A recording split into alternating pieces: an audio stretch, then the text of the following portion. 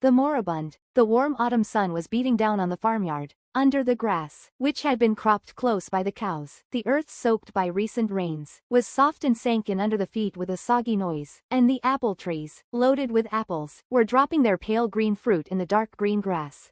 4 young heifers, tied in a line, were grazing in at times looking toward the house and lowing. The fowls made a colored patch on the dung heap before the stable, scratching, moving about and cackling, while 2 roosters crowed continually, digging worms for their hens, whom they were calling with a loud clucking. The wooden gate opened and a man entered. He might have been 40 years old, but he looked at least 60, wrinkled, bent, walking slowly, impeded by the weight of heavy wooden shoes full of straw. His long arms hung down on both sides of his body. When he got near the farm, a yellow cur, tied at the foot of an enormous pear tree, beside a barrel which served as his kennel, began at first to wag his tail and then to bark for joy. The man cried, "Down, Fano!" The dog was quiet. A peasant woman came out of the house. Her large, flat, bony body was outlined under a long woolen jacket drawn in at the waist. A grey skirt, too short, fell to the middle of her legs, which were encased in blue stockings. She, too, wore wooden shoes, filled with straw. The white cap, turned yellow, covered a few hairs which were plastered to the scalp, and her brown, thin, ugly, toothless face had that wild, animal expression which is often to be found on the faces of the peasants. The man asked, "How is he getting along?" The woman answered, "The priest said it's the end, that he will never live through the night." Both of them went into the house. After passing through the kitchen, they entered a low, dark room, barely lighted by one window, in front of which a piece of calico was hanging. The big beams, turned brown with age and smoke, crossed the room from one side to the other, supporting the thin floor of the garret, where an army of rats ran about day and night. The moist, lumpy earthen floor looked greasy, and, at the back of the room, the bed made an indistinct white spot. A harsh, regular noise, a difficult, hoarse, wheezing breathing, like the gurgling of water from a broken pump, came from the darkened couch where an old man, the father of the peasant woman, was dying. The man and the woman approached the dying man and looked at him with calm, resigned eyes. The son-in-law said, "I guess it's all up with him this time. He will not last the night." The woman answered, "He's been gurgling like that ever since midday." They were silent. The father's eyes were closed. His face was the color of the earth and so dry that it looked like wood. Through his open mouth came his harsh, rattling breath, and the gray linen sheet rose and fell with each respiration.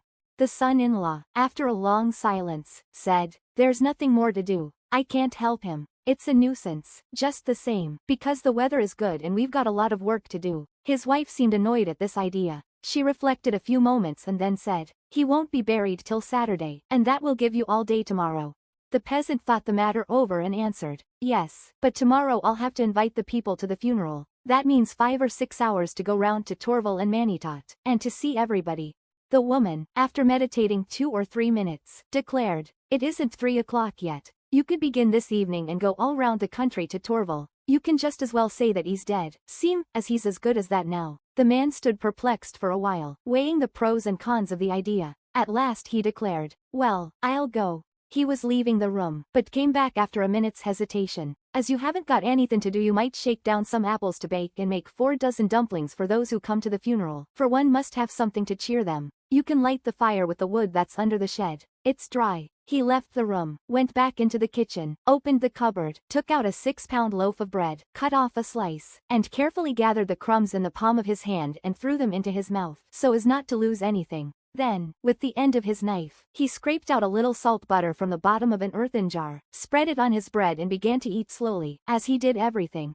He recrossed the farmyard, quieted the dog, which had started barking again, went out on the road bordering on his ditch, and disappeared in the direction of Torval.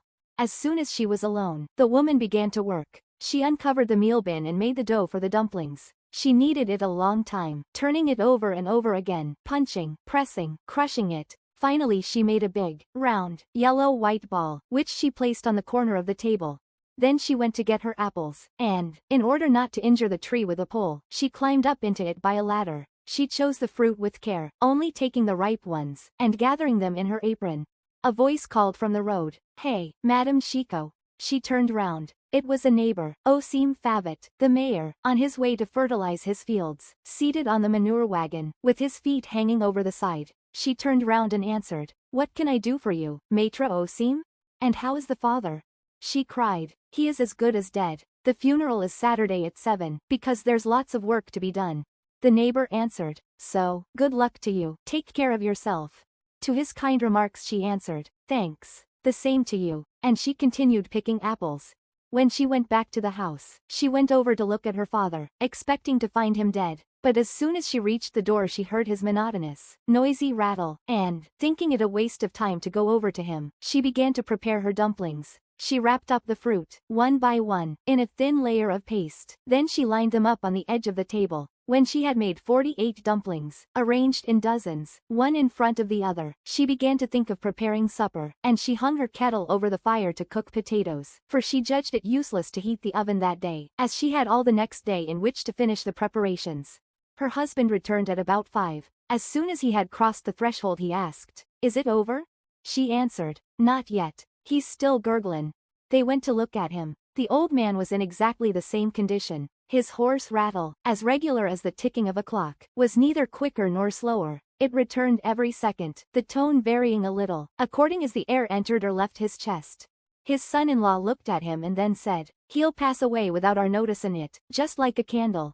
They returned to the kitchen and started to eat without saying a word. When they had swallowed their soup, they ate another piece of bread and butter. Then, as soon as the dishes were washed, they returned to the dying man. The woman, carrying a little lamp with a smoky wick, held it in front of her father's face. If he had not been breathing, one would certainly have thought him dead.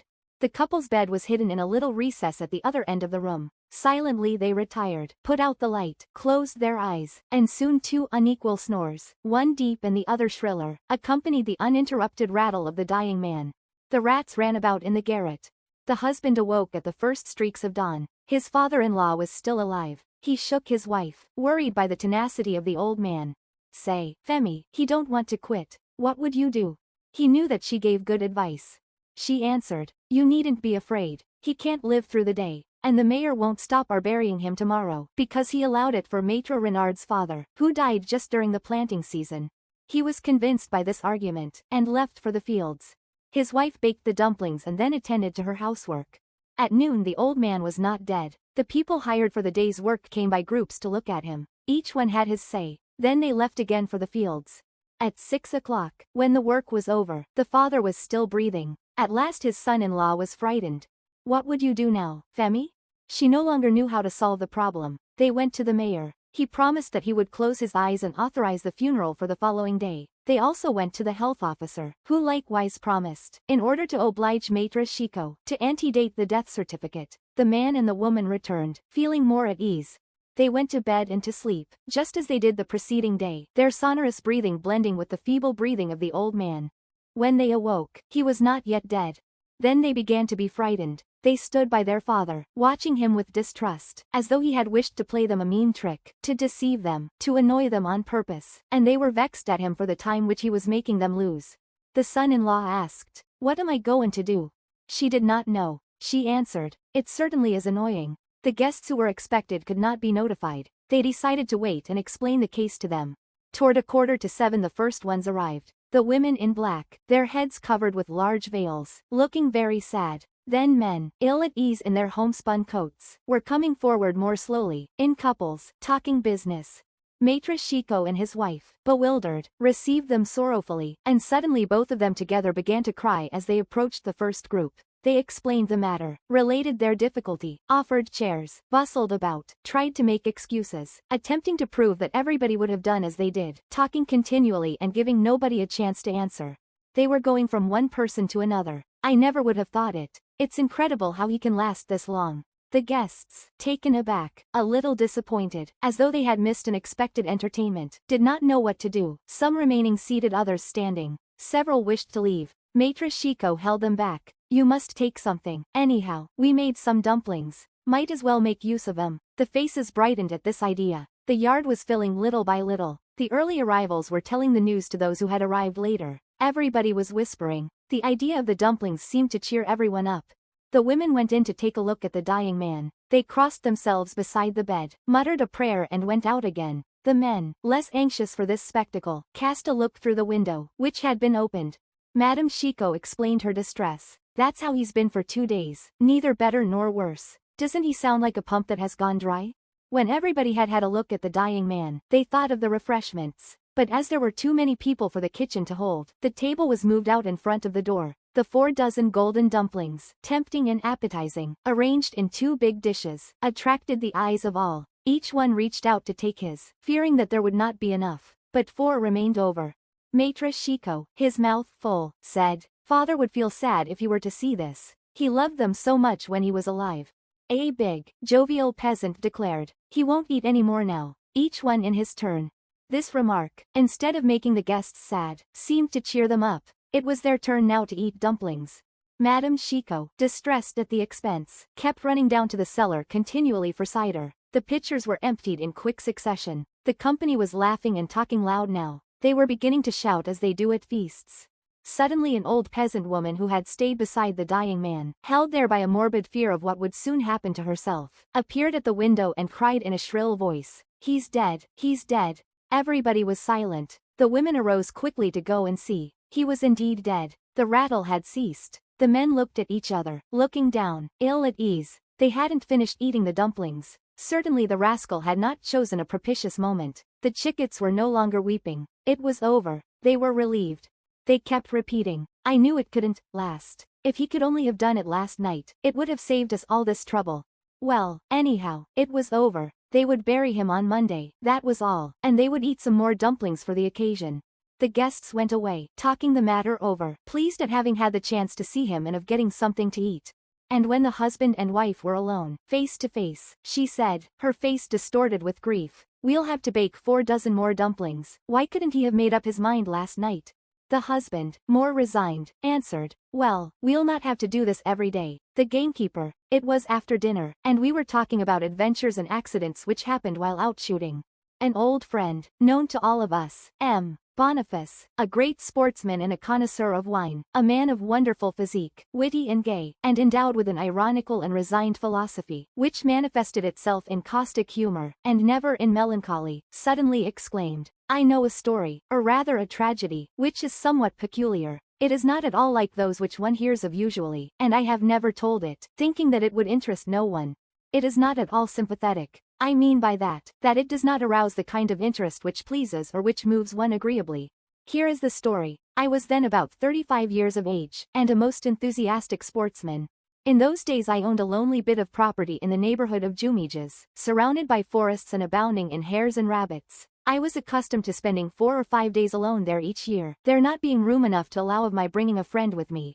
I had placed there as gamekeeper, an old retired gendarme, a good man, hot-tempered, a severe disciplinarian, a terror to poachers and fearing nothing. He lived all alone, far from the village, in a little house, or rather hut, consisting of 2 rooms downstairs, with kitchen and storeroom, and 2 upstairs. One of them, a kind of box just large enough to accommodate a bed, a cupboard and a chair, was reserved for my use. Old man Cavalier lived in the other one. When I said that he was alone in this place, I was wrong. He had taken his nephew with him, a young scamp about 14 years old, who used to go to the village and run errands for the old man. This young scapegrace was long and lanky, with yellow hair, so light that it resembled the fluff of a plucked chicken, so thin that he seemed bald. Besides this, he had enormous feet and the hands of a giant. He was cross-eyed, and never looked at anyone. He struck me as being in the same relation to the human race as ill-smelling beasts or to the animal race. He reminded me of a polecat. He slept in a kind of hole at the top of the stairs which led to the 2 rooms. But during my short sojourns at the pavilion, so I called the hut, Marius would give up his nook to an old woman from Écorcheville, called Celeste, who used to come and cook for me, as old man Cavalier's stews were not sufficient for my healthy appetite. You now know the characters and the locality. Here is the story. It was on the 15th of October, 1854. I shall remember that date as long as I live. I left Rouen on horseback, followed by my dog Bach, a big Dalmatian hound from Poitou, full-chested and with a heavy jaw, which could retrieve among the bushes like a Pont Andemer spaniel. I was carrying my satchel slung across my back and my gun diagonally across my chest. It was a cold, windy, gloomy day, with clouds scurrying across the sky. As I went up the hill at Canteleu, I looked over the broad valley of the Seine, the river winding in and out along its course as far as the eye could see. To the right the towers of Rouen stood out against the sky, and to the left the landscape was bounded by the distant slopes covered with trees. Then I crossed the forest of Roumare and, toward 5 o'clock, reached the pavilion, where Cavalier and Celeste were expecting me. For 10 years I had appeared there at the same time, in the same manner, and for 10 years the same faces had greeted me with the same words. Welcome, master, we hope your health is good. Cavalier had hardly changed. He withstood time like an old tree, but Celeste, especially in the past 4 years, had become unrecognizable. She was bent almost double, and, although still active, when she walked her body was almost at right angles to her legs. The old woman, who was very devoted to me, always seemed affected at seeing me again, and each time, as I left, she would say, "This may be the last time, master." The sad, timid farewell of this old servant, this hopeless resignation to the inevitable fate which was not far off for her, moved me strangely each year. I dismounted, and while Cavalier, whom I had greeted, was leading my horse to the little shed which served as a stable, I entered the kitchen, which also served as dining room, followed by Celeste. Here the gamekeeper joined us. I saw at first glance that something was the matter. He seemed preoccupied, ill at ease, worried. I said to him, "Well, Cavalier, is everything all right?" He muttered, "Yes and no. There are things I don't like." I asked, "What? Tell me about it," but he shook his head. Not yet, monsieur. I do not wish to bother you with my little troubles so soon after your arrival." I insisted, but he absolutely refused to give me any information before dinner. From his expression, I could tell that it was something very serious. Not knowing what to say to him, I asked, "How about game? Much of it this year?" "Oh, yes, you'll find all you want. Thank heaven, I looked out for that." He said this with so much seriousness, with such sad solemnity, that it was really almost funny. His big grey mustache seemed almost ready to drop from his lips. Suddenly I remembered that I had not yet seen his nephew. Where is Marius? Why does he not show himself? The gamekeeper started, looking me suddenly in the face. "Well, monsieur, I had rather tell you the whole business right away. It's on account of him that I am worrying." "Ah, well, where is he?" "Over in the stable, monsieur. I was waiting for the right time to bring him out." "What has he done?" "Well, monsieur." The gamekeeper, however, hesitated, his voice altered and shaky, his face suddenly furrowed by the deep lines of an old man.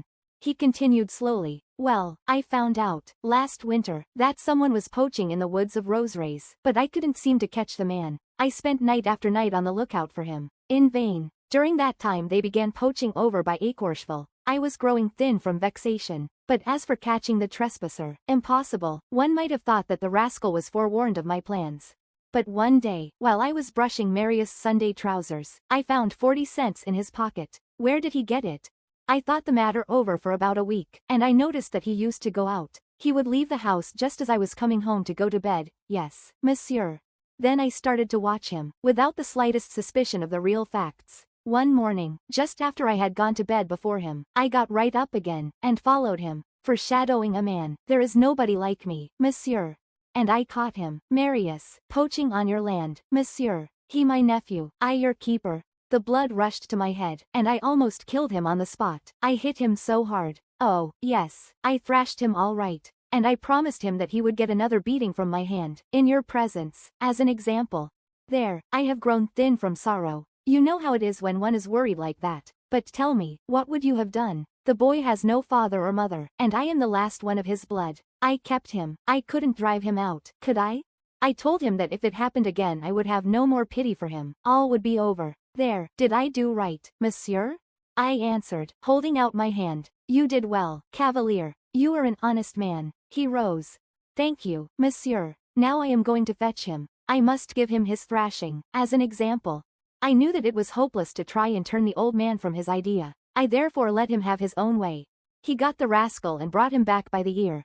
I was seated on a cane chair, with the solemn expression of a judge. Marius seemed to have grown. He was homelier even than the year before, with his evil, sneaking expression. His big hands seemed gigantic. His uncle pushed him up to me, and, in his soldierly voice, said, "Beg the gentleman's pardon." The boy didn't say a word. Then putting one arm round him, the former gendarme lifted him right off the ground, and began to whack him with such force that I rose to stop the blows. The boy was now howling, "Mercy, mercy, mercy, I promise." Cavalier put him back on the ground and forced him to his knees. "Beg for pardon," he said. With eyes lowered, the scamp murmured, "I ask for pardon." Then his uncle lifted him to his feet, and dismissed him with a cuff which almost knocked him down again. He made his escape, and I did not see him again that evening. Cavalier appeared overwhelmed. "He is a bad egg," he said. and throughout the whole dinner, he kept repeating, "Oh, that worries me, monsieur, that worries me." I tried to comfort him, but in vain. I went to bed early, so that I might start out at daybreak. My dog was already asleep on the floor, at the foot of my bed, when I put out the light. I was awakened toward midnight by the furious barking of my dog Bach. I immediately noticed that my room was full of smoke. I jumped out of bed, struck a light, ran to the door and opened it. A cloud of flames burst in. The house was on fire. I quickly closed the heavy oak door and, drawing on my trousers, I first lowered the dog through the window, by means of a rope made of my sheets. Then, having thrown out the rest of my clothes, my game bag and my gun, I in turn escaped the same way. I began to shout with all my might, "Cavalier, cavalier, cavalier!" But the gamekeeper did not wake up. He slept soundly like an old gendarme. However, I could see through the lower windows that the whole ground floor was nothing but a roaring furnace. I also noticed that it had been filled with straw to make it burn readily. Somebody must purposely have set fire to the place. I continued shrieking wildly, "Cavalier!" Then the thought struck me that the smoke might be suffocating him. An idea came to me. I slipped 2 cartridges into my gun, and shot straight at his window. The 6 panes of glass shattered into the room in a cloud of glass. This time the old man had heard me, and he appeared, dazed, in his nightshirt, bewildered by the glare which illumined the whole front of his house. I cried to him, "Your house is on fire, escape through the window, quick, quick." The flames were coming out through all the cracks downstairs, were licking along the wall, were creeping toward him and going to surround him. He jumped and landed on his feet, like a cat. It was none too soon. The thatched roof cracked in the middle, right over the staircase, which formed a kind of flue for the fire downstairs, and an immense red jet jumped up into the air, spreading like a stream of water and sprinkling a shower of sparks around the hut. In a few seconds it was nothing but a pool of flames. Cavalier, thunderstruck, asked, "How did the fire start?" I answered, "Somebody lit it in the kitchen." He muttered, "Who could have started the fire?" And I, suddenly guessing, answered, "Marius." The old man understood. He stammered, "Good God, that is why he didn't return." A terrible thought flashed through my mind. I cried, "And Celeste, Celeste." He did not answer. The house caved in before us, forming only an enormous, bright, blinding brazier, an awe-inspiring funeral pile, where the poor woman could no longer be anything but a glowing ember of human flesh. We had not heard a single cry. As the fire crept toward the shed, I suddenly bethought me of my horse, and Cavalier ran to free it. Hardly had he opened the door of the stable, when a supple, nimble body darted between his legs, and threw him on his face. It was Marius, running for all he was worth. The man was up in a second. He tried to run after the wretch, but, seeing that he could not catch him, and maddened by an irresistible anger, yielding to one of those thoughtless impulses which we cannot foresee or prevent, he picked up my gun, which was lying on the ground near him, put it to his shoulder, and, before I could make a motion, he pulled the trigger without even noticing whether or not the weapon was loaded. One of the cartridges which I had put in to announce the fire was still intact, and the charge caught the fugitive right in the back, throwing him forward on the ground, bleeding profusely. He immediately began to claw the earth with his hands and with his knees, as though trying to run on all fours like a rabbit who has been mortally wounded, and sees the hunter approaching. I rushed forward to the boy, but I could already hear the death rattle. He passed away before the fire was extinguished, without having said a word.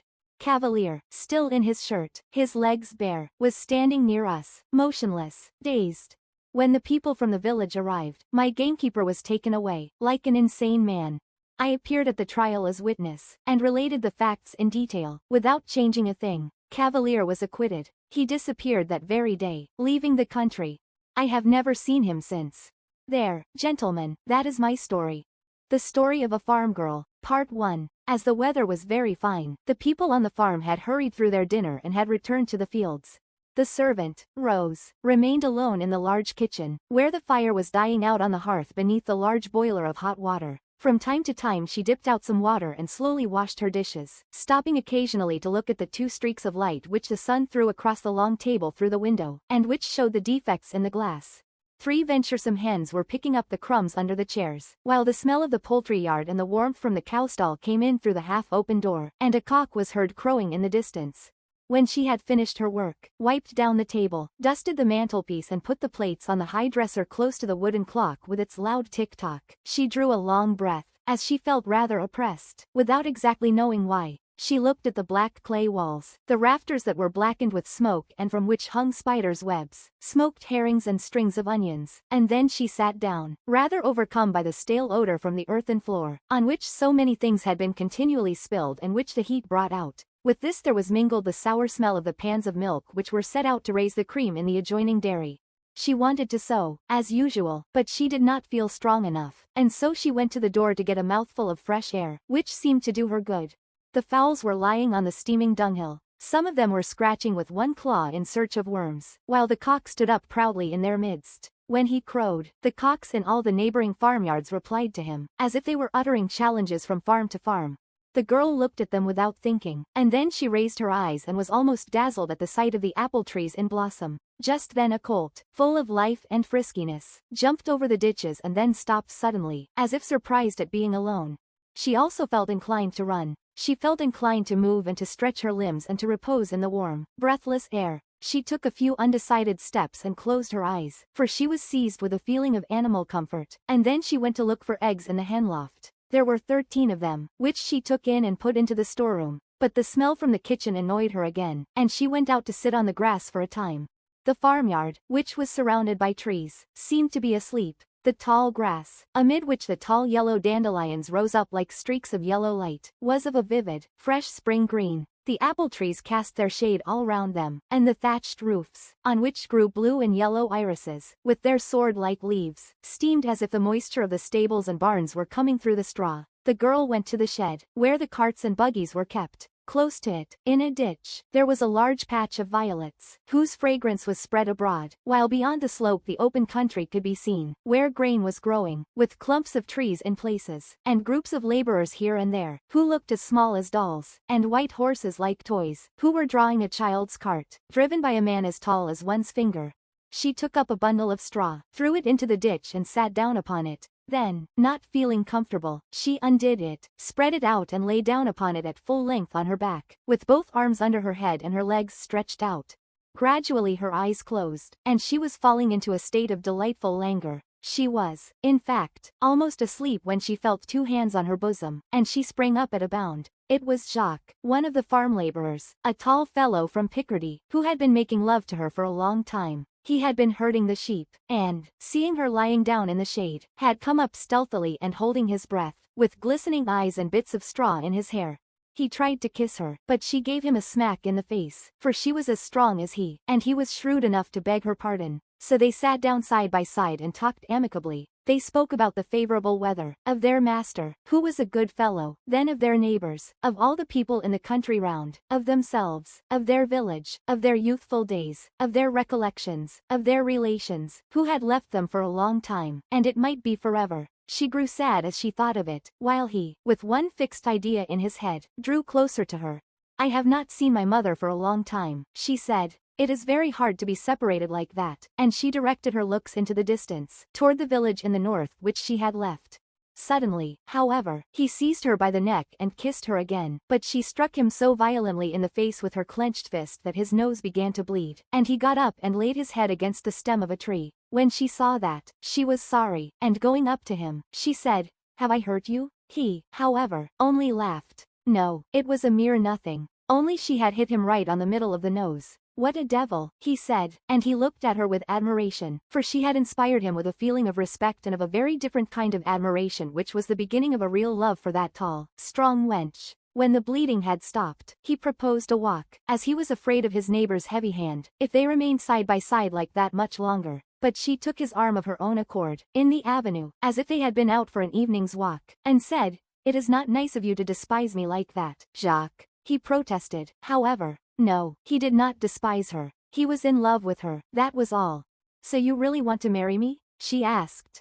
He hesitated and then looked at her sideways, while she looked straight ahead of her. She had fat, red cheeks, a full bust beneath her cotton jacket, thick, red lips, and her neck, which was almost bare, was covered with small beads of perspiration. He felt a fresh access of desire, and, putting his lips to her ear, he murmured, "Yes, of course I do." Then she threw her arms round his neck and kissed him till they were both out of breath. From that moment the eternal story of love began between them. They plagued one another in corners. They met in the moonlight beside the haystack and gave each other bruises on the legs, under the table, with their heavy nailed boots. By degrees, however, Jacques seemed to grow tired of her. He avoided her, scarcely spoke to her, and did not try any longer to meet her alone, which made her sad and anxious. And soon she found that she was enceinte. At first she was in a state of consternation, but then she got angry, and her rage increased every day because she could not meet him, as he avoided her most carefully. At last, one night, when everyone in the farmhouse was asleep, she went out noiselessly in her petticoat, with bare feet, crossed the yard and opened the door of the stable where Jacques was lying in a large box of straw above his horses. He pretended to snore when he heard her coming, but she knelt down by his side and shook him until he sat up. "What do you want?" he then asked her, and with clenched teeth, and trembling with anger, she replied, I want you to marry me, as you promised." But he only laughed and replied, "Oh, if a man were to marry all the girls with whom he has made a slip, he would have more than enough to do." Then she seized him by the throat, threw him or his back, so that he could not get away from her, and, half strangling him, she shouted into his face, "I am enceinte, do you hear? I am enceinte." He gasped for breath, as he was almost choked, and so they remained, both of them, motionless and without speaking, in the dark silence, which was only broken by the noise made by a horse as he pulled the hay out of the manger and then slowly munched it. When Jacques found that she was the stronger, he stammered out, "Very well, I will marry you, as that is the case." But she did not believe his promises. "It must be at once," she said. "You must have the banns put up." "At once," he replied. "Swear solemnly that you will." He hesitated for a few moments and then said, "I swear it, by heaven." Then she released her grasp and went away without another word. She had no chance of speaking to him for several days, and, as the stable was now always locked at night, she was afraid to make any noise, for fear of creating a scandal. One morning, however, she saw another man come in at dinner time, and she said, "Has Jacques left?" "Yes." The man replied, "I have got his place." This made her tremble so violently that she could not take the saucepan off the fire, and later, when they were all at work, she went up into her room and cried, burying her head in the bolster, so that she might not be heard. During the day, however, she tried to obtain some information without exciting any suspicion, but she was so overwhelmed by the thoughts of her misfortune that she fancied that all the people whom she asked laughed maliciously. All she learned, however, was that he had left the neighborhood altogether. Part 2. Then a cloud of constant misery began for her. She worked mechanically, without thinking of what she was doing, with one fixed idea in her head: suppose people were to know. This continual feeling made her so incapable of reasoning that she did not even try to think of any means of avoiding the disgrace that she knew must ensue, which was irreparable and drawing nearer every day, and which was as sure as death itself. She got up every morning long before the others and persistently tried to look at her figure in a piece of broken-looking glass, before which she did her hair, as she was very anxious to know whether anybody would notice a change in her, and, during the day, she stopped working every few minutes to look at herself from top to toe, to see whether her apron did not look too short. The months went on, and she scarcely spoke now, and when she was asked a question, did not appear to understand. But she had a frightened look, haggard eyes and trembling hands, which made her master say to her occasionally, "My poor girl, how stupid you have grown lately." In church she hid behind a pillar, and no longer ventured to go to confession, as she feared to face the priest, to whom she attributed superhuman powers, which enabled him to read people's consciences. And at mealtimes the looks of her fellow servants almost made her faint with mental agony, and she was always fancying that she had been found out by the cowherd, a precocious and cunning little lad, whose bright eyes seemed always to be watching her. One morning the postman brought her a letter, and as she had never received one in her life before, she was so upset by it that she was obliged to sit down. Perhaps it was from him? But, as she could not read, she sat anxious and trembling with that piece of paper, covered with ink, in her hand. After a time, however, she put it into her pocket, as she did not venture to confide her secret to anyone. She often stopped in her work to look at those lines written at regular intervals, and which terminated in a signature, imagining vaguely that she would suddenly discover their meaning, until at last, as she felt half mad with impatience and anxiety, she went to the schoolmaster, who told her to sit down and read to her as follows: "My dear daughter, I write to tell you that I am very ill. Our neighbor, Monsieur Dentu, begs you to come, if you can. From your affectionate mother, Césaire Dentu, Deputy Mayor." She did not say a word and went away, but as soon as she was alone her legs gave way under her, and she fell down by the roadside and remained there till night. When she got back, she told the farmer her bad news, and he allowed her to go home for as long as she liked, and promised to have her work done by a charwoman and to take her back when she returned. Her mother died soon after she got there, and the next day Rose gave birth to a 7 months child, a miserable little skeleton, thin enough to make anybody shudder, and which seemed to be suffering continually, to judge from the painful manner in which it moved its poor little hands, which were as thin as a crab's legs. But it lived for all that. She said she was married, but could not be burdened with the child, so she left it with some neighbors, who promised to take great care of it, and she went back to the farm. But now in her heart, which had been wounded so long, there arose something like brightness, an unknown love for that frail little creature which she had left behind her, though there was fresh suffering in that very love, suffering which she felt every hour and every minute, because she was parted from her child. What pained her most, however, was the mad longing to kiss it, to press it in her arms, to feel the warmth of its little body against her breast. She could not sleep at night. She thought of it the whole day long, and in the evening, when her work was done, she would sit in front of the fire and gaze at it intently, as people do whose thoughts are far away.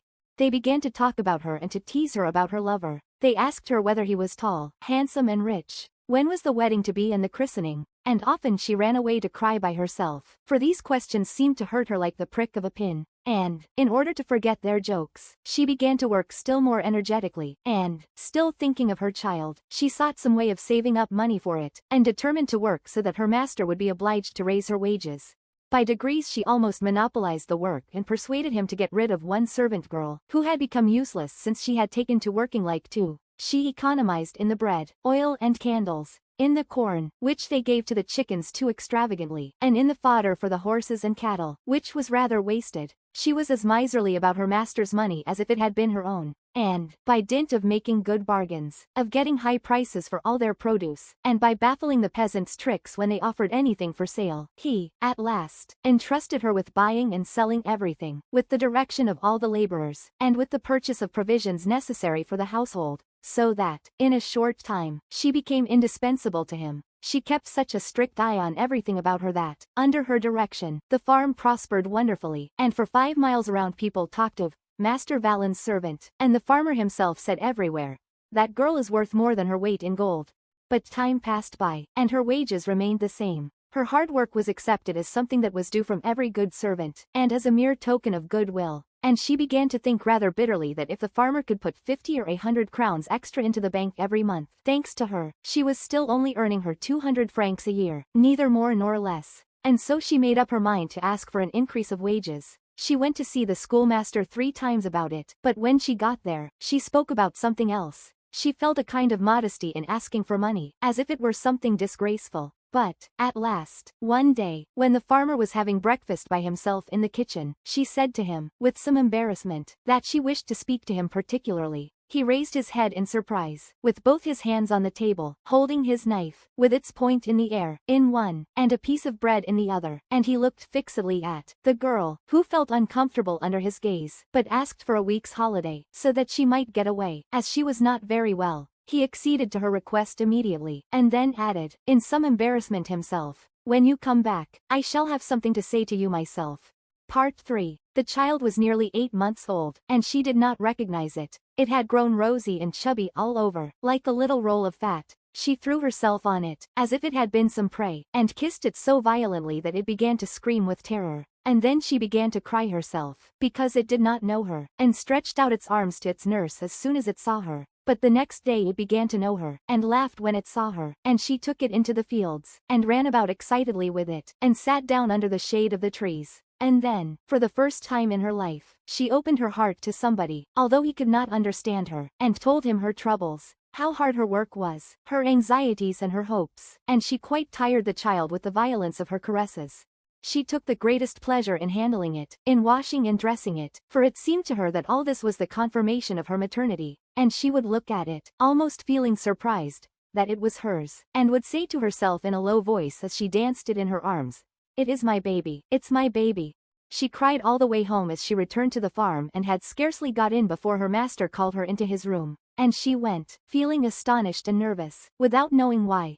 "Sit down there," he said. She sat down, and for some moments they remained side by side, in some embarrassment, with their arms hanging at their sides, as if they did not know what to do with them, and looking each other in the face, after the manner of peasants.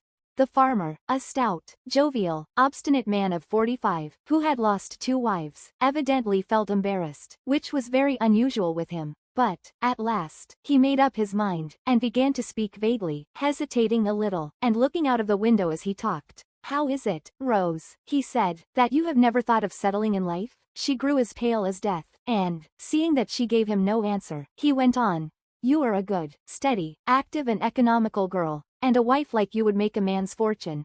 She did not move, but looked frightened. She did not even try to comprehend his meaning, for her thoughts were in a whirl, as if at the approach of some great danger. So, after waiting for a few seconds, he went on. "You see, a farm without a mistress can never succeed, even with a servant like you." Then he stopped, for he did not know what else to say, and Rose looked at him with the air of a person who thinks that he is face to face with a murderer and ready to flee at the slightest movement he may make. But, after waiting for about 5 minutes, he asked her, "Well, will it suit you?" "Will what suit me, master?" And he said quickly, "Why, to marry me, by heaven." She jumped up, but fell back on her chair, as if she had been struck, and there she remained motionless, like a person who is overwhelmed by some great misfortune. At last the farmer grew impatient and said, "Come, what more do you want?" She looked at him, almost in terror, then suddenly the tears came into her eyes and she said twice in a choking voice, I cannot.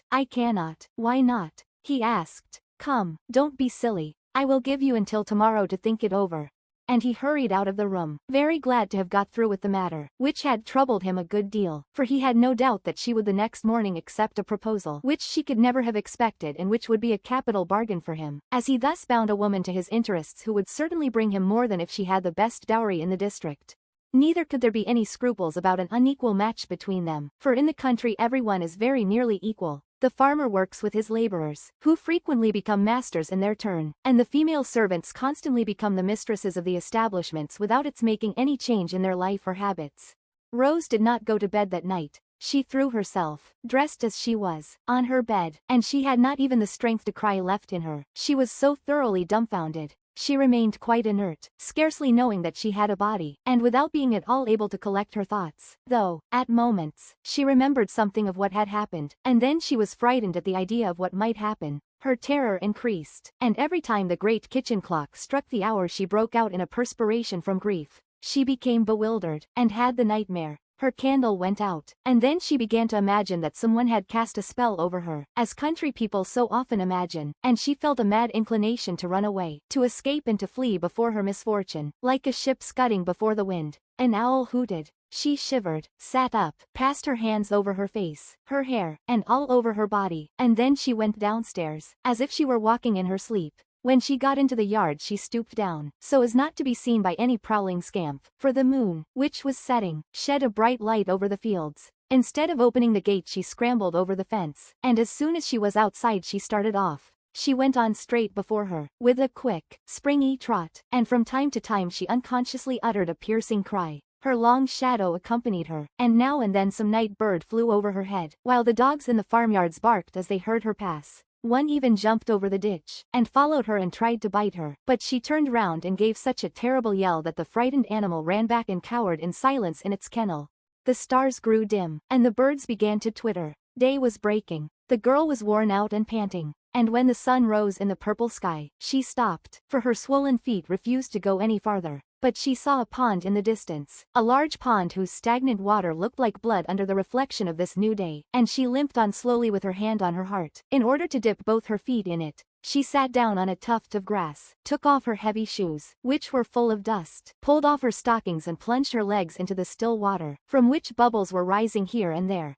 A feeling of delicious coolness pervaded her from head to foot, and suddenly, while she was looking fixedly at the deep pool, she was seized with dizziness, and with a mad longing to throw herself into it. All her sufferings would be over in there, over forever. She no longer thought of her child. She only wanted peace, complete rest, and to sleep forever, and she got up with raised arms and took 2 steps forward. She was in the water up to her thighs, and she was just about to throw herself in when sharp, pricking pains in her ankles made her jump back, and she uttered a cry of despair, for, from her knees to the tips of her feet, long black leeches were sucking her lifeblood, and were swelling as they adhered to her flesh. She did not dare to touch them, and screamed with horror, so that her cries of despair attracted a peasant, who was driving along at some distance, to the spot. He pulled off the leeches one by one, applied herbs to the wounds, and drove the girl to her master's farm in his gig.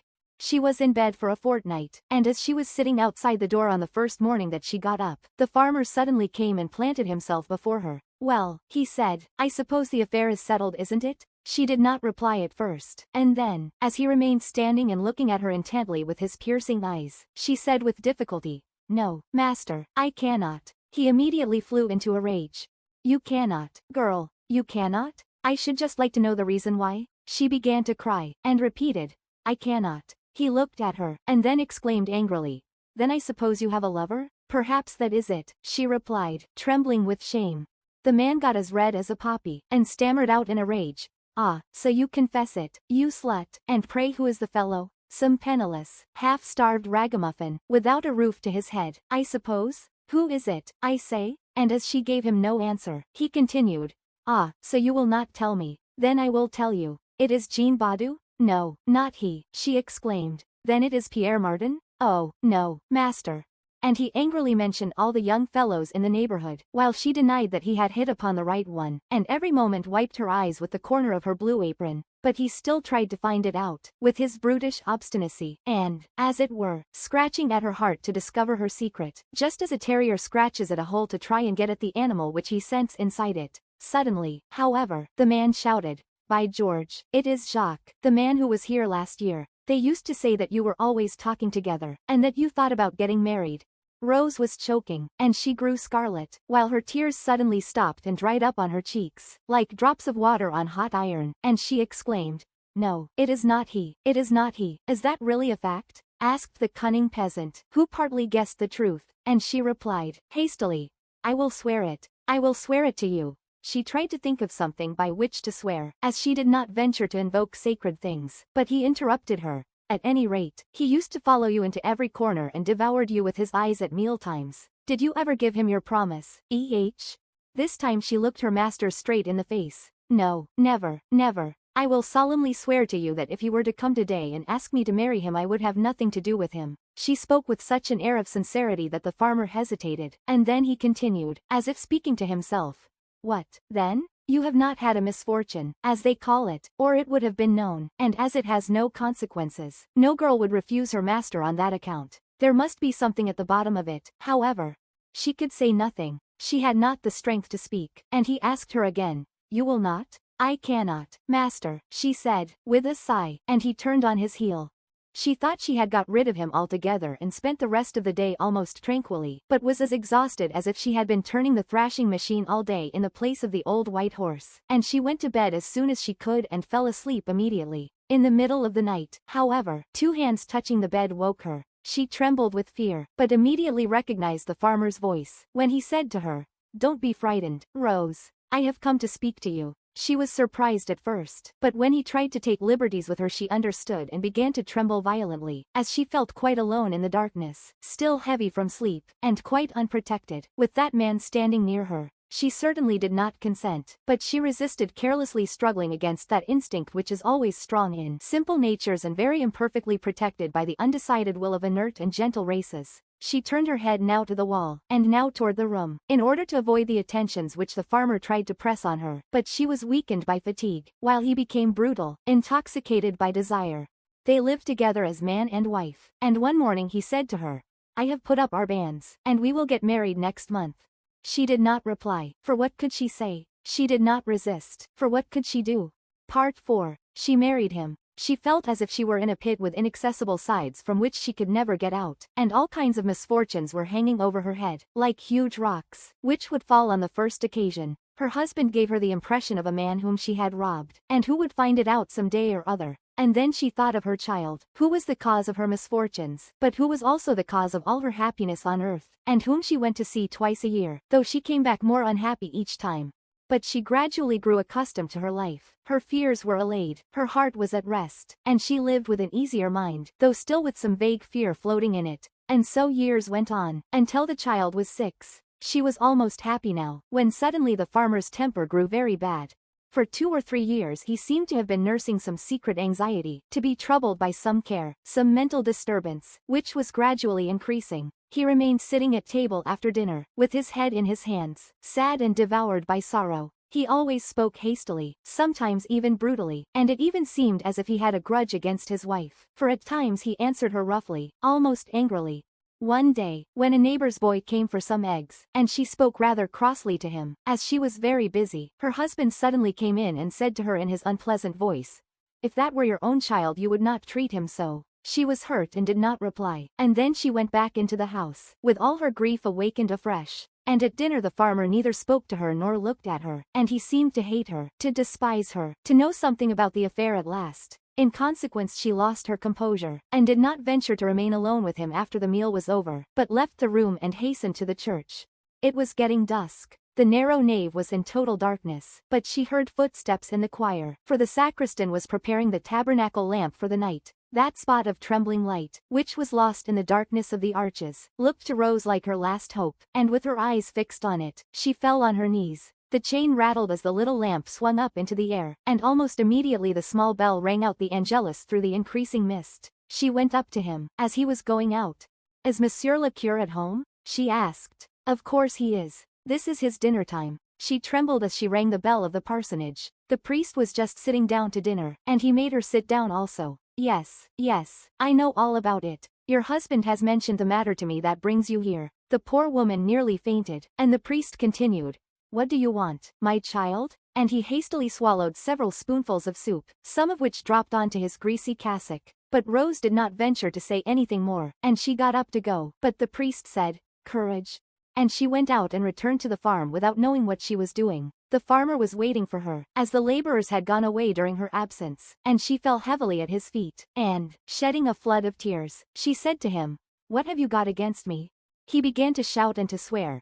"What have I got against you? That I have no children. Why, when a man takes a wife it is not that they may live alone together to the end of their days. That is what I have against you. When a cow has no calves she is not worth anything, and when a woman has no children she is also not worth anything." She began to cry, and said, "It is not my fault. It is not my fault." He grew rather more gentle when he heard that, and added, "I do not say that it is, but it is very provoking, all the same." Part 5. From that day forward she had only one thought, to have a child, another child. She confided her wish to everybody, and, in consequence of this, a neighbor told her of an infallible method. This was, to make her husband drink a glass of water with a pinch of ashes in it every evening. The farmer consented to try it, but without success. So they said to each other, "Perhaps there are some secret ways?" And they tried to find out. They were told of a shepherd who lived 10 leagues off, and so Valin one day drove off to consult him. The shepherd gave him a loaf on which he had made some marks. It was kneaded up with herbs, and each of them was to eat a piece of it, but they ate the whole loaf without obtaining any results from it.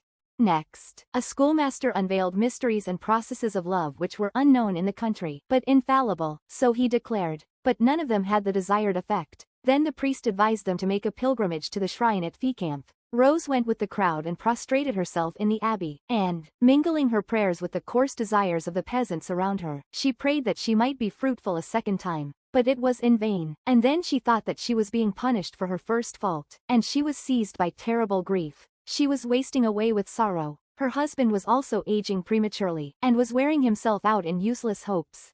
Then war broke out between them. He called her names and beat her. They quarreled all day long, and when they were in their room together at night he flung insults and obscenities at her, choking with rage, until one night, not being able to think of any means of making her suffer more, he ordered her to get up and go and stand out of doors in the rain until daylight. As she did not obey him, he seized her by the neck and began to strike her in the face with his fists. But she said nothing and did not move. In his exasperation he knelt on her stomach, and with clenched teeth, and mad with rage, he began to beat her. Then in her despair she rebelled, and flinging him against the wall with a furious gesture, she sat up, and in an altered voice she hissed, "I have had a child. I have had one. I had it by Jacques. You know Jacques. He promised to marry me, but he left this neighborhood without keeping his word." The man was thunderstruck and could hardly speak, but at last he stammered out, "What are you saying? What are you saying?" Then she began to sob, and amid her tears she continued, "That was the reason why I did not want to marry you. I could not tell you, for you would have left me without any bread for my child. You have never had any children, so you cannot understand. You cannot understand." He said again, mechanically, with increasing surprise, "You have a child? You have a child? You took me by force, as I suppose you know?" "I did not want to marry you," she said, still sobbing. Then he got up, lit the candle, and began to walk up and down, with his arms behind him. She was cowering on the bed and crying, and suddenly he stopped in front of her, and said, "Then it is my fault that you have no children?" She gave him no answer, and he began to walk up and down again, and then, stopping again, he continued, "How old is your child?" "Just 6, she whispered. "Why did you not tell me about it?" he asked. "How could I?" she replied, with a sigh. He remained standing, motionless. "Come, get up," he said. She got up with some difficulty, and then, when she was standing on the floor, he suddenly began to laugh with the hearty laugh of his good days, and, seeing how surprised she was, he added, "Very well, we will go and fetch the child, as you and I can have none together." She was so scared that if she had had the strength she would assuredly have run away, but the farmer rubbed his hands and said, "I wanted to adopt one, and now we have found one. I asked the cure about an orphan some time ago." Then, still laughing, he kissed his weeping and agitated wife on both cheeks, and shouted out, as though she could not hear him, "Come along, mother, we will go and see whether there is any soup left. I should not mind a plateful." She put on her petticoat and they went downstairs, and while she was kneeling in front of the fireplace and lighting the fire under the saucepan, he continued to walk up and down the kitchen with long strides, repeating, "Well, I am really glad of this. I am not saying it for form's sake, but I am glad, I am really very glad." The wreck. It was yesterday, the 31st of December. I had just finished breakfast with my old friend Georges Guérin when the servant handed him a letter covered with seals and foreign stamps. Georges said, "Will you excuse me?" "Certainly." And so he began to read the letter, which was written in a large English handwriting, crossed and recrossed in every direction. He read them slowly, with serious attention and the interest which we only pay to things which touch our hearts. Then he put the letter on the mantelpiece and said, "That was a curious story. I've never told you about it, I think. Yet it was a sentimental adventure, and it really happened to me. That was a strange New Year's Day. Indeed, it must have been 20 years ago, for I was then 30 and am now 50 years old.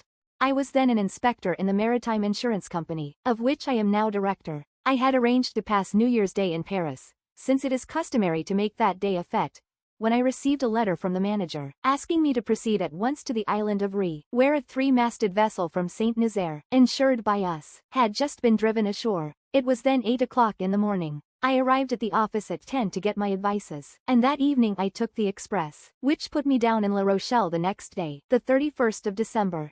I had 2 hours to wait before going aboard the boat for Ré, so I made a tour of the town. It is certainly a queer city, La Rochelle, with strong characteristics of its own streets tangled like a labyrinth, sidewalks running under endless arcaded galleries like those of the Rue de Rivoli, but low, mysterious, built as if to form a suitable setting for conspirators and making a striking background for those old-time wars, the savage heroic wars of religion. It is indeed the typical old Huguenot city, conservative, discreet, with no fine art to show, with no wonderful monuments, such as make Rouen. But it is remarkable for its severe, somewhat sullen look. It is a city of obstinate fighters, a city where fanaticism might well blossom, where the faith of the Calvinists became enthusiastic and which gave birth to the plot of the Four Sergeants. After I had wandered for some time about these curious streets, I went aboard the black, rotund little steamboat which was to take me to the island of Ré. It was called the Jane Austen. It started with angry puffings, passed between the 2 old towers which guard the harbor, crossed the roadstead and issued from the mole built by Richelieu, the great stones of which can be seen at the water's edge, enclosing the town like a great necklace. Then the steamboat turned to the right. It was one of those sad days which give one the blues, tighten the heart and take away all strength and energy and force, a grey, cold day, with a heavy mist which was as wet as rain, as cold as frost, as bad to breathe as the steam of a washtub. Under this low sky of dismal fog the shallow, yellow, sandy sea of all practically level beaches lay without a wrinkle, without a movement, without life, a sea of turbid water, of greasy water, of stagnant water. The Jane Austen passed over it, rolling a little from habit, dividing the smooth, dark blue water and leaving behind a few waves, a little splashing, a slight swell, which soon calmed down. I began to talk to the captain, a little man with small feet, as round as his boat and rolling in the same manner. I wanted some details of the disaster on which I was to draw up a report. A great square-rigged 3-master, the Marie Joseph, of Saint Nazaire, had gone ashore one night in a hurricane on the sands of the island of Ré. The owner wrote us that the storm had thrown the ship so far ashore that it was impossible to float her and that they had to remove everything which could be detached with the utmost possible haste. Nevertheless, I must examine the situation of the wreck, estimate what must have been her condition before the disaster and decide whether all efforts had been used to get her afloat. I came as an agent of the company in order to give contradictory testimony, if necessary, at the trial. On receipt of my report, the manager would take what measures he might think necessary to protect our interests. The captain of the Jane Austen knew all about the affair, having been summoned with his boat to assist in the attempts at salvage. He told me the story of the disaster. The Marie Joseph, driven by a furious gale, lost her bearings completely in the night, and steering by chance over a heavy foaming sea, a milk soup sea, said the captain, had gone ashore on those immense sandbanks which make the coasts of this country look like limitless Saharas when the tide is low. While talking I looked around and ahead. Between the ocean and the lowering sky lay an open space where the eye could see into the distance. We were following a coast. I asked, "Is that the island of Rhe?" "Yes, sir." And suddenly the captain stretched his right hand out before us, pointed to something almost imperceptible in the open sea, and said, "There's your ship." "The Marie Joseph." "Yes." I was amazed. This black, almost imperceptible speck, which looked to me like a rock, seemed at least 3 miles from land. I continued, "But, Captain, there must be 100 fathoms of water in that place." He began to laugh. 100 fathoms, my child, well, I should say about 2. He was from Bordeaux. He continued, "It's now 9:40, just high tide. Go down along the beach with your hands in your pockets after you've had lunch at the Hotel du Dauphin, and I'll wager that at 10 minutes to 3, or 3 o'clock, you'll reach the wreck without wetting your feet, and have from an hour and 3/4 to 2 hours aboard of her, but not more, or you'll be caught. The faster the sea goes out the faster it comes back. This coast is as flat as a turtle, but start away at 10 minutes to 5, as I tell you, and at 7:30 you will be again aboard of the Jane Austen, which will put you down this same evening on the quay at La Rochelle." I thanked the captain and I went and sat down in the bow of the steamer to get a good look at the little city of St. Martin, which we were now rapidly approaching. It was just like all small seaports which serve as capitals of the barren islands scattered along the coast. A large fishing village, 1 foot on sea and 1 on shore, subsisting on fish and wild fowl, vegetables and shellfish, radishes and mussels. The island is very low and little cultivated, yet it seems to be thickly populated. However, I did not penetrate into the interior. After breakfast I climbed across a little promontory, and then, as the tide was rapidly falling, I started out across the sands toward a kind of black rock which I could just perceive above the surface of the water, out a considerable distance. I walked quickly over the yellow plain. It was elastic, like flesh, and seemed to sweat beneath my tread. The sea had been there very lately. Now I perceived it at a distance, escaping out of sight, and I no longer could distinguish the line which separated the sands from ocean. I felt as though I were looking at a gigantic supernatural work of enchantment. The Atlantic had just now been before me, then it had disappeared into the sands, just as scenery disappears through a trap, and I was now walking in the midst of a desert. Only the feeling, the breath of the salt water, remained in me. I perceived the smell of the wrack, the smell of the sea, the good strong smell of seacoasts. I walked fast. I was no longer cold. I looked at the stranded wreck, which grew in size as I approached, and came now to resemble an enormous shipwrecked whale. It seemed fairly to rise out of the ground, and on that great, flat, yellow stretch of sand assumed wonderful proportions. After an hour's walk I at last reached it. It lay upon its side, ruined and shattered, its broken bones showing as though it were an animal, its bones of tarred wood pierced with great bolts. The sand had already invaded it, entering it by all the crannies, and held it and refused to let it go. It seemed to have taken root in it. The bow had entered deep into this soft, treacherous beach, while the stern, high in air, seemed to cast at heaven, like a cry of despairing appeal, the 2 white words on the black planking, "Marie Joseph." I climbed upon this carcass of a ship by the lowest side. Then, having reached the deck, I went below. The daylight, which entered by the stove in hatches and the cracks in the sides, showed me dimly long dark cavities full of demolished woodwork. They contained nothing but sand, which served as foot soil in this cavern of planks. I began to take some notes about the condition of the ship. I was seated on a broken empty cask, writing by the light of a great crack, through which I could perceive the boundless stretch of the strand. A strange shivering of cold and loneliness ran over my skin from time to time, and I would often stop writing for a moment to listen to the mysterious noises in the derelict. The noise of crabs scratching the planking with their crooked claws. The noise of 1,000 little creatures of the sea already crawling over this dead body or else boring into the wood. Suddenly, very near me, I heard human voices. I started as though I had seen a ghost. For a second I really thought I was about to see drowned men rise from the sinister depths of the hold. Who would tell me about their death? At any rate, it did not take me long to swing myself on deck. There, standing by the bows, was a tall Englishman with 3 young misses. Certainly they were a good deal more frightened at seeing this sudden apparition on the abandoned 3-master than I was at seeing them. The youngest girl turned and ran. The 2 others threw their arms round their father. As for him, he opened his mouth. That was the only sign of emotion which he showed. Then, after several seconds, he spoke. "Moju, are you the owner of this ship?" "I am. May I go over it?"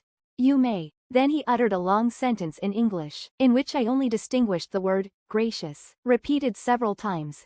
As he was looking for a place to climb up I showed him the easiest way, and gave him a hand. He climbed up.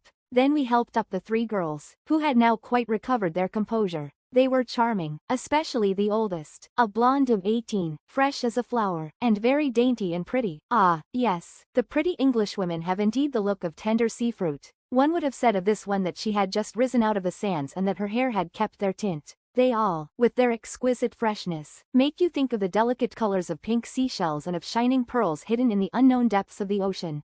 She spoke French a little better than her father and acted as interpreter. I had to tell all about the shipwreck, and I romanced as though I had been present at the catastrophe. Then the whole family descended into the interior of the wreck. As soon as they had penetrated into this somber, dimly lit cavity they uttered cries of astonishment and admiration. Suddenly the father and his 3 daughters were holding sketchbooks in their hands, which they had doubtless carried hidden somewhere in their heavy weatherproof clothes, and were all beginning at once to make pencil sketches of this melancholy and weird place. They had seated themselves side by side on a projecting beam, and the 4 sketchbooks on the 8 knees were being rapidly covered with little black lines which were intended to represent the half-opened hulk of the Marie Joseph. I continued to inspect the skeleton of the ship, and the oldest girl talked to me while she worked. They had none of the usual English arrogance. They were simple honest hearts of that class of continuous travelers with which England covers the globe. The father was long and thin, with a red face framed in white whiskers, and looking like a living sandwich, a piece of ham carved like a face between 2 wads of hair. The daughters, who had long legs like young storks, were also thin except the oldest. All 3 were pretty, especially the tallest. She had such a droll way of speaking, of laughing, of understanding and of not understanding, of raising her eyes to ask a question, eyes blue as the deep ocean, of stopping her drawing a moment to make a guess at what you meant, of returning once more to work, of saying, yes, or, no, that I could have listened and looked indefinitely. Suddenly she murmured, "I hear a little sound on this boat." I listened and I immediately distinguished a low, steady, curious sound. I rose and looked out of the crack and gave a scream. The sea had come up to us. It would soon surround us. We were on deck in an instant. It was too late. The water circled us about and was running toward the coast at tremendous speed. No, it did not run. It glided, crept, spread like an immense, limitless blot. The water was barely a few centimeters deep, but the rising flood had gone so far that we no longer saw the vanishing line of the imperceptible tide. The Englishman wanted to jump. I held him back. Flight was impossible because of the deep places which we had been obliged to go round on our way out and into which we should fall on our return. There was a minute of horrible anguish in our hearts. Then the little English girl began to smile and murmured, "It is we who are shipwrecked." I tried to laugh, but fear held me, a fear which was cowardly and horrid and base and treacherous like the tide. All the danger which we ran appeared to me at once. I wanted to shriek, "Help!" But to whom? The 2 younger girls were clinging to their father, who looked in consternation at the measureless sea which hedged us round about. The night fell as swiftly as the ocean rose, a lowering, wet, icy night. I said, "There's nothing to do but to stay on the ship." The Englishman answered, "Oh, yes." And we waited there a quarter of an hour, half an hour, indeed I don't know how long, watching that creeping water growing deeper as it swirled around us, as though it were playing on the beach, which it had regained. One of the young girls was cold, and we went below to shelter ourselves from the light but freezing wind that made our skins tingle. I leaned over the hatchway. The ship was full of water, so we had to cower against the stern planking, which shielded us a little. Darkness was now coming on, and we remained huddled together. I felt the shoulder of the little English girl trembling against mine, her teeth chattering from time to time, but I also felt the gentle warmth of her body through her ulster, and that warmth was as delicious to me as a kiss. We no longer spoke. We sat motionless, mute, cowering down like animals in a ditch when a hurricane is raging. And, nevertheless, despite the night, despite the terrible and increasing danger, I began to feel happy that I was there, glad of the cold and the peril, glad of the long hours of darkness and anguish that I must pass on this plank so near this dainty, pretty little girl. I asked myself, why this strange sensation of well-being and of joy? Why, does one know? Because she was there? Who? She, a little unknown English girl? I did not love her, I did not even know her, and for all that, I was touched and conquered. I wanted to save her, to sacrifice myself for her, to commit 1,000 follies. Strange thing, how does it happen that the presence of a woman overwhelms us so? Is it the power of her grace which enfolds us? Is it the seduction of her beauty and youth, which intoxicates one like wine? Is it not rather the touch of love the mysterious, who seeks constantly to unite two beings, who tries his strength the instant he has put a man and a woman face to face? The silence of the darkness became terrible, the stillness of the sky dreadful, because we could hear vaguely about us a slight, continuous sound, the sound of the rising tide and the monotonous plashing of the water against the ship. Suddenly I heard the sound of sobs. The youngest of the girls was crying. Her father tried to console her, and they began to talk in their own tongue, which I did not understand. I guessed that he was reassuring her and that she was still afraid. I asked my neighbor, "You are not too cold, are you, mademoiselle?" "Oh, yes. I am very cold." I offered to give her my cloak. She refused it. But I had taken it off and I covered her with it against her will. In the short struggle her hand touched mine. It made a delicious thrill run through my body. For some minutes the air had been growing brisker, the dashing of the water stronger against the flanks of the ship. I raised myself. A great gust of wind blew in my face. The wind was rising. The Englishman perceived this at the same time that I did and said simply, "This is bad for us, this." Of course it was bad. It was certain death if any breakers, however feeble, should attack and shake the wreck, which was already so shattered and disconnected that the first big sea would carry it off. So our anguish increased momentarily as the squalls grew stronger and stronger. Now the sea broke a little, and I saw in the darkness white lines appearing and disappearing, lines of foam, while each wave struck the Marie Joseph and shook her with a short quiver which went to our hearts. The English girl was trembling. I felt her shiver against me, and I had a wild desire to take her in my arms. Down there, before and behind us, to the left and right, lighthouses were shining along the shore, lighthouses white, yellow and red, revolving like the enormous eyes of giants who were watching us, waiting eagerly for us to disappear. One of them in especial irritated me. It went out every 30 seconds and it lit up again immediately. It was indeed an eye, that one, with its lid incessantly lowered over its fiery glance. From time to time the Englishman struck a match to see the hour. Then he put his watch back in his pocket. Suddenly he said to me, over the heads of his daughters, with tremendous gravity, "I wish you a happy new year, Moju." It was midnight. I held out my hand, which he pressed. Then he said something in English, and suddenly he and his daughters began to sing, "God Save the Queen," which rose through the black and silent air and vanished into space. At first I felt a desire to laugh. Then I was seized by a powerful, strange emotion.